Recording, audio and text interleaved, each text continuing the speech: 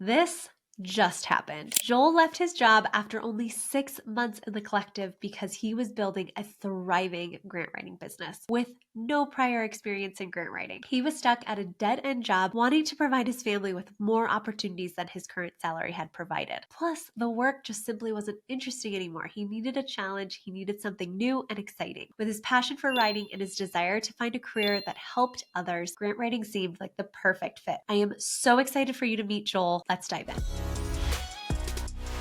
Hi, welcome, Joel. I'm so excited for you to share a part of your story today. I'm excited too. Thanks for interviewing me. Thinking about your life pre-grant writing, which was only like 6 months ago, which is crazy. What drew you to seek a grant writing community and training? I knew since my senior year in high school, going all the way back then, that I wanted to write. After college, I realized too, hey, it'd be a lot of fun to run a business, but I tried that, didn't work. Went back to newspaper where I was working at the time, was really bored, tried again, that didn't work, until I finally found a stable job. It still wasn't what I was really looking for. Pay was just okay. I wanted to write full time. I didn't want to be in marketing, which is what the field I was in. Things kind of came to a head last year.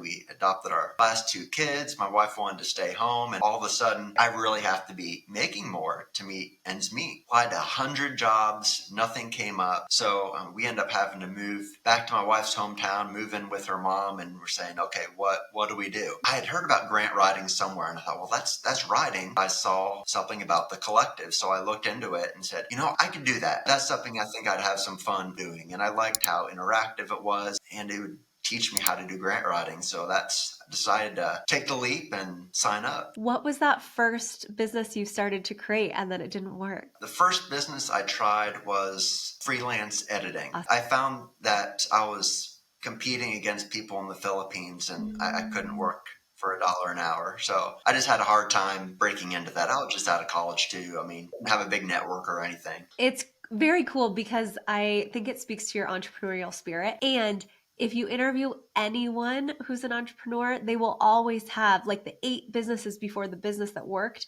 that didn't work. I love that piece of your story because it's vulnerable in that not everything we start right away works magically. Right. And so how lovely that when the stars finally aligned, it all came together the way it was meant to be. That's one thing I've liked about the collective. It's been so helpful in giving me step-by-step direction in how to make this successful. That's something I didn't have before. Yeah. A lot of the success I've had in the last couple of months has been directly tied to what you guys are doing. Oh, awesome. When you first joined, what was your definition of success? Being able to meet ends meet for my family, get my kids in the activities that they'd enjoy, and I was happy with that. I already have to reassess that because I'm almost due what that goal would have been, and this year's just started. I'm having to dream bigger already.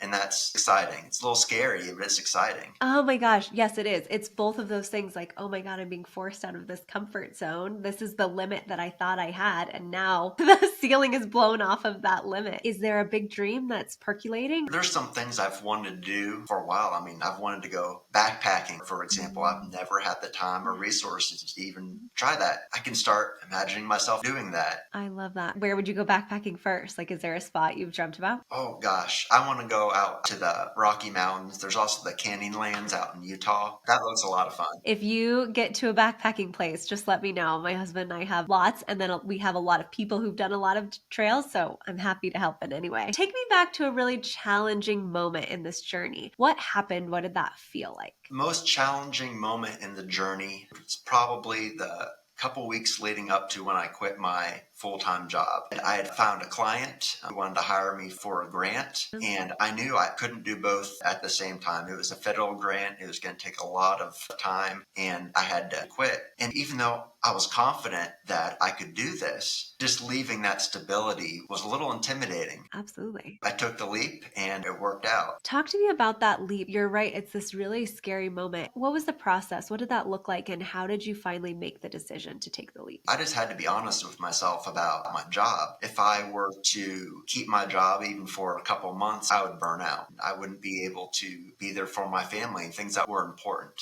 it wouldn't be good for me either. Then just being honest about the long-term prospects of this job. I couldn't stay there forever. It was stable. I liked my boss. It just wasn't what I wanted. And financially, it just didn't meet my goals. Yeah. That's really what it took. I just had to kind of look the situation realistically and do what I had to. I appreciate the lack of drama that's accompanying that. So I think often we can get really, especially for me, stuck in the emotional aspects of all of that. And the way you've painted this picture is like, no, we got to look at the facts and then we're going to make a decision based off of the fact. That can often clear out kind of all of the junk that's in the way. And then we can move forward with clarity. So I'm really impressed by that. I wanted to point that out. Thank you. What are you most proud of this far in your grant writing journey? I am most proud of the federal grant that I was able to write. My clients, they loved it. They thought I did a great job. So they ended up hiring me for a couple more grants for this year. But accomplishing that was great, as well as having it accepted. It was my first grant. I was afraid, well, what if they get it and they say, oh, you missed something? But I didn't. So they're in the running now.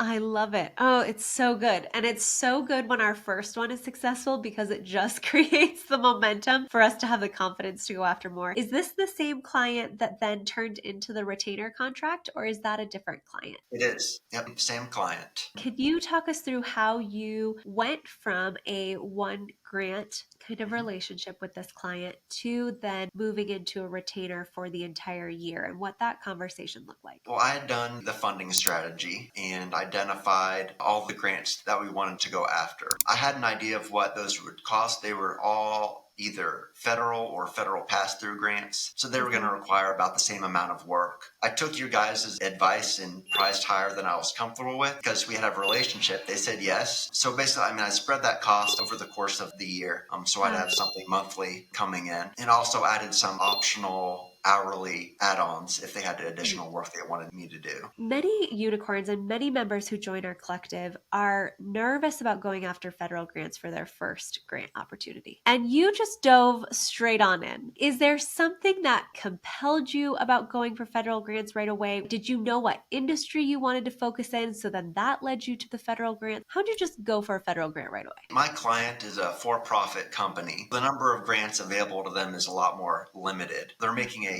forest product out of wood. It's an innovative technology or product, the stuff that they're making, and there's a lot of federal dollars available to that. So if I wanted to get them a grant, that was the option. I just had to jump in 2 feet and say, I'm going to do this or fail. I love this. I think you are born with an entrepreneurial spirit where that risk taking is fun.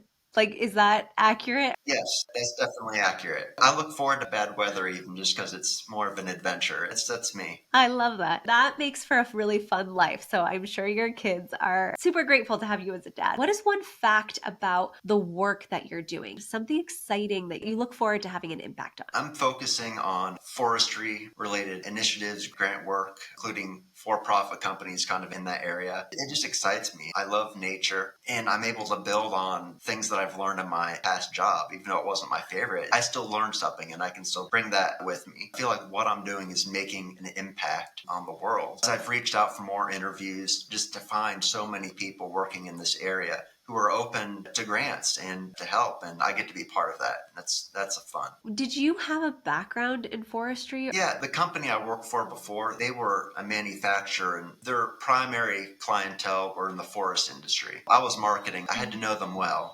customers. That's awesome. Dangerously knowledgeable. We heard this quote, I don't know, a couple weeks ago, and then it came up again in the community group. We can only see how the dots connect in hindsight. And I just love that you had an English degree. You didn't know what you were going to do with that. You had all of these different elements and pieces that in hindsight, we can see this really nice path. But when we're in the middle of it, it feels really messy. I know, I look back and it still seems messy. It's a very jagged path.